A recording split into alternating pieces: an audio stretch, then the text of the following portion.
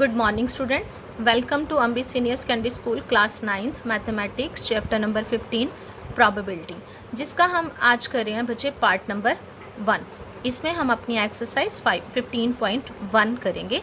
इस चैप्टर की एक ही एक्सरसाइज है और काफ़ी इजी चैप्टर है ये चैप्टर। बच्चे हमने अपनी 8th स्टैंडर्ड में आपका एक चैप्टर था डाटा हैंडलिंग, उसकी लास्ट एक्सरसाइज में प्रोबेबिलिटी के बारे में पढ़ा हुआ है। और प्रोबेबिलिटी के बारे में हमने आपको बताया भी है होता है। जैसे प्रोबेबिलिटी का मतलब क्या होता है कि किसी चीज़ का कोई चांस, जैसे हम वेदर फोरकास्ट देखते हैं तो उसमें बोलते हैं कि आज, उसमें भी लिखा होता है 40% कि चांसेस ऑफ रेन, जैसे क्या है कि 40% है, तो उसको हम ये भी बोल सकते हैं प्रोबेबिलिटी ऑफ रेन कि बारिश के जो आज चांसेस हैं वो 40% है।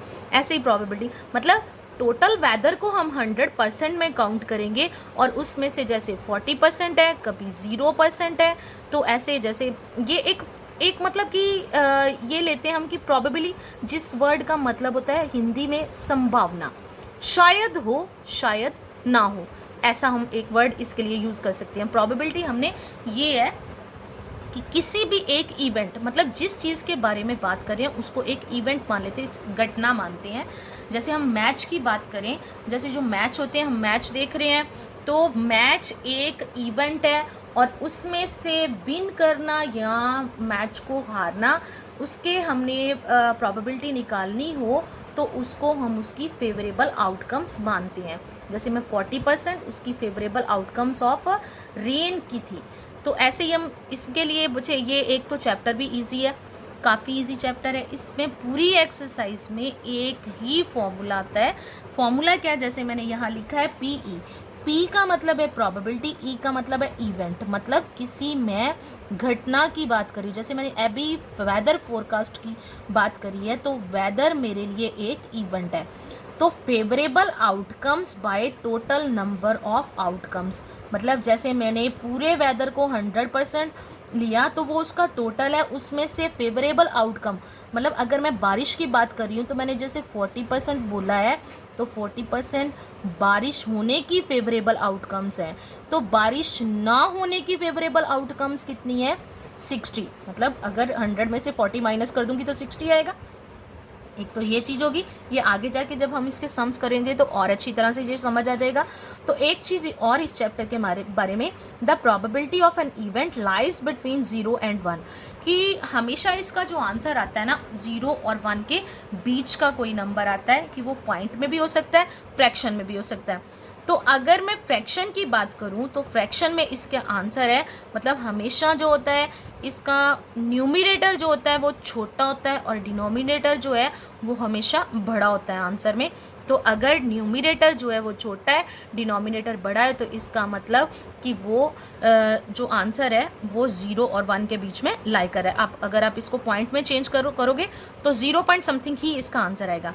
अब हम अपना जो है सम नंबर 1 करते हैं, पहले उसकी स्टेटमेंट देखते हैं। जैसे बच्चे इसका सम नंबर फर्स्ट, इन ए क्रिकेट मैच ए बैट्सवुमन हिट्स ए बाउंड्री 6 टाइम्स। यहाँ मैंने 6 टाइम, कितने time hits A boundary? 6 times. Out of 30 balls she played, मतलब आउट ऑफ 30 बॉल्स, मतलब उसने टोटल 30 बॉल्स उसने प्ले करी हैं, जिसमें से 6 टाइम उसने बाउंड्री को हिट करा है। तो अब हमें फाइंड क्या करना है? Find the probability that she did not hit A boundary. पर हमें वो प्रोबेबिलिटी किसकी पूछ रहा है? Did not hit A boundary, कि कितनी बार उसने बाउंड्री को हिट नहीं करा। अब इस सम को करते हैं। अब इस सम को बच्चे सॉल्व करने का मेथड क्या है? सबसे पहले हमें लिखना है यहाँ total number of balls played, मतलब उसने टोटल नंबर ऑफ बॉल्स कितनी प्ले करी है? 30 मैंने लिख लिया।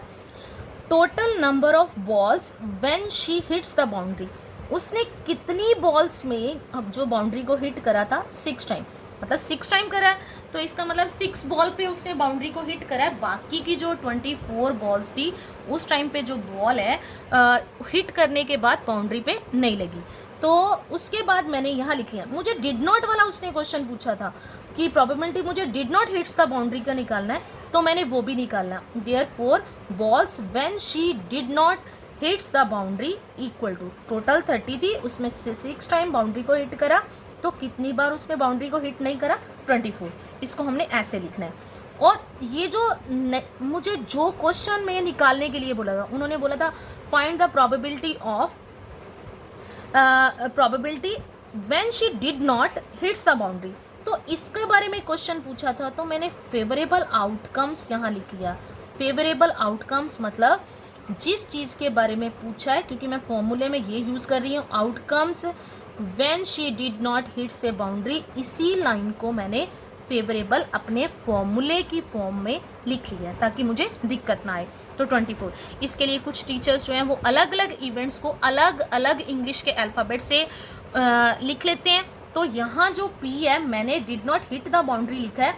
अगर मैं लिख लूँ कि मैं इस इवेंट को A से लिख रही हूँ, तो यहाँ मैं PA लिख रही हूँ, उसके लिए मुझे ऊपर मेंशन करना पड़ेगा। तो इसको इजी वे से सीधा आप सम को कर लो। जो क्वेश्चन आपको पूछा गया ये मैंने लिख लिया, बस बचे ये छोटे छोटे सम है। देयरफॉर P का मतलब प्रोबेबिलिटी, क्या क्वेश्चन था, did not hit the boundary, उसको ब्रैकेट में कर लो इक्वल टू, फार्मूला हर बार सेम आना है, फेवरेबल आउटकम्स। यहाँ फेवरेबल आउटकम्स किसकी फेवरेबल आउटकम्स, जो मुझे क्वेश्चन पूछा गया है did not hit the boundary की फेवरेबल आउटकम्स, और नीचे टोटल नंबर ऑफ आउटकम्स। तो did not hit the boundary की जो फेवरेबल आउटकम्स है वो मैंने ऊपर लिखा है, कितनी है 24/30। अगर इन नंबर्स की कटिंग हो रही हो तो कटिंग करते हैं, अगर ना हो रही हो तो नहीं करते। इनकी जो कटिंग है वो 6 के टेबल पे हो जाएगी, 6 4 24 और 6 5 30, ये 4/5। अब देखो ऊपर वाला नंबर जो है वो छोटा है, नीचे वाला जो नंबर है बड़ा। अगर आप इसको पॉइंट में चेंज करोगे तो 4 अंदर 5 के साथ डिवाइड करोगे, पहले पॉइंट लग जाएगा, फिर 0 तो 8 पे जाएगा 40, तो ये 0.8 आया। तो ये नंबर 0 और 1 के बीच में आ रहा है, ये ऐसे इसका आंसर। अब सम नंबर सेकंड की पहले हम स्टेटमेंट देखते हैं। अब मेरे पास सेकंड सम की स्टेटमेंट क्या है, 1500 families with 2 children were selected randomly and the following data were recorded। मतलब 1500 फैमिलीज के बारे में एक डाटा निकाला गया, उनके जिनके 2 बच्चे हैं, 2 childrens were selected randomly and the following, एक ये डाटा रिकॉर्ड उन्होंने करा है। तो ये डाटे में क्या है, number of girls in a family कि 2 1 और 0। 2 का मतलब ऐसी फैमिलीज जिनमें 2 गर्ल्स हैं, कितनी फैमिलीज हैं टोटल, नंबर ऑफ फैमिलीज कितनी है 475। ऐसी फैमिलीज जिनमें सिर्फ एक गर्ल है, कितनी है 814। 0 का मतलब जिसमें कोई भी लड़की नहीं है, नो गर्ल, तो वो कितनी है 211 फैमिलीज हैं। तो अब इसके बारे में क्वेश्चन क्या पूछा है, compute the probability of a family chosen at random having. पहला क्वेश्चन वो कहते हैं कि जब 2 है, जिनकी 2 गर्ल्स हैं उसकी भी प्रोबेबिलिटी पता करो, जिनकी 1 है वो भी प्रोबेबिलिटी पता करो, नो गर्ल जिनकी कोई लड़की नहीं है उसकी भी प्रोबेबिलिटी पता करो। साथ में एक और क्वेश्चन पूछा है, also check whether the sum of these probabilities is 1, कि इन सारे सम्स का जो आंसर आता है, प्रोबेबिलिटी इनकी निकाल के जो आंसर आता है उनका सम, मतलब उनको प्लस करने के बाद आपके पास आंसर जो है वो 1 आता है या नहीं। सबसे पहले बच्चे इस सम को जब हम सॉल्व करेंगे तो पहले मैंने टोटल नंबर ऑफ फैमिलीज लिख लिया, कितनी थी मेरे पास 1500। अब मैं सारी की, क्योंकि मेरे को 3 क्वेश्चन पूछे गए हैं, ऐसी फैमिलीज की प्रोबेबिलिटी निकालो जिनमें 2 गर्ल्स हैं, जिनमें 1 है और जिनमें 0 है। तो मैं सारों की पहले फेवरेबल आउटकम्स लिख लेती हूँ। तो यहाँ मैंने लिख लिया फेवरेबल आउटकम्स ऑफ फैमिलीज, जैसे ऊपर ऑफ और फैमिलीज लिखा था, नीचे मैंने कॉमा डाल लिया, मतलब यहाँ भी ऑफ फैमिलीज आएगा। हैविंग 2 गर्ल्स, ये आपको उसमें स्टेटमेंट में दिया हुआ था 475। फिर से मैंने लिख लिया favourable outcomes of families having 1 girl, जिनमें एक लड़की है, कितनी फैमिलीज है 814। और favourable outcomes of families having no girl, जिनमें कोई लड़की नहीं है, कितनी है 211। अब इनका टर्न बाय टर्न हमने आंसर देना है। सबसे पहले जैसे फर्स्ट था, फर्स्ट में हमने बताना था P मतलब प्रोबेबिलिटी हैविंग 2 गर्ल्स। क्वेश्चन ही जो आपको क्वेश्चन दिया हुआ है ए पार्ट वही लिख लेना है, हैविंग 2 गर्ल्स, मैंने लिख लिया 2 girls equal to favourable outcome. जब मैंने इसके सामने फॉर्मूला लिखा है तो उसका मतलब मैं किसकी फेवरेबल आउटकम्स लिख रही हूँ, 2 गर्ल्स की। तो वो क्या है मेरे पास 475 बाय टोटल कितनी है 1500, तो मैंने टोटल लगा दिया 1500। इनकी अब कटिंग हो जाएगी, 5 के टेबल पे कटिंग हो जाएगी, तो आंसर कितना आ गया मेरे पास 19 और 60। मतलब आप ये 5 से स्टार्ट कर लेना, जिस भी टेबल पे आपको लगता है कि इसकी कटिंग हो जाएगी। ये वैसे 25 के टेबल पे इसकी कटिंग करी हुई है, 19/16 इसका आंसर। अब सेकंड पार्ट जो था इसका, पी हैविंग 1 गर्ल, कि उसमें एक लड़की हो, तो ये मैंने यहाँ डैश लिखी, इसका मतलब यही फॉर्मूला नीचे आना, आपने इसी फॉर्मूले को नीचे लिखना है, दोबारा आपने लिखना, मैंने यहाँ रिपीट नहीं करा, इक्वल टू, क्योंकि सेम फार्मूला। अब मैं किसकी फेवरेबल आउटकम्स की बात कर रही हूँ, हैविंग 1 गर्ल, जिसमें 1 गर्ल हो, तो कितना आ गया 814/1500। अब इसकी भी कटिंग कर ली मैंने, तो इसकी कटिंग करके कितना आ गया 407/750। अब इनमें चेक करो क्या आ रहा है, नीचे वाला नंबर बड़ा है और ऊपर वाला नंबर छोटा है, इसमें भी नीचे वाला नंबर बड़ा है तो ऊपर वाला नंबर छोटा है। इसको डेसिमल में चेंज करने की जरूरत नहीं होती, आप एज इट इज ही इसका आंसर दे सकते हो। अब इसमें मेरे को 3 क्वेश्चन पहले उन्होंने पूछे थे, अब मैं अपने अगले क्वेश्चन पे चलती हूँ। अब इसमें उन्होंने मेरे को क्या पूछा, नो गर्ल, कि अब मैं यहाँ लिखूंगी पी हैविंग नो गर्ल, जिसमें कोई भी लड़की नहीं है, तो उसमें मेरा क्या आ गया, पी हैविंग नो गर्ल, फिर से favourable outcomes bye total number of outcomes, तो कितनी फैमिलीज थी जिनमें कोई लड़की नहीं है, 211, टोटल 1500। टोटल देखो हर बार सेम है, सिर्फ ऊपर वाले नंबर चेंज हो रहे हैं, तो इनकी कटिंग नहीं हो रही, ये एज इट इज इसका आंसर आ गया। इसमें बच्चे एक चीज़ और पूछी गई थी कि वो कहता था ये तीनों जो आंसर्स हैं उनको प्लस करके इसका आंसर चेक करो कि आपके पास 1 आता है कि नहीं आता। इन सारी प्रोबेबिलिटीज़ का जो सम है वो 1 आता है कि नहीं आता। अब हम ये देखेंगे, लिख लिया मैंने सम ऑफ द प्रोबेबिलिटीज़।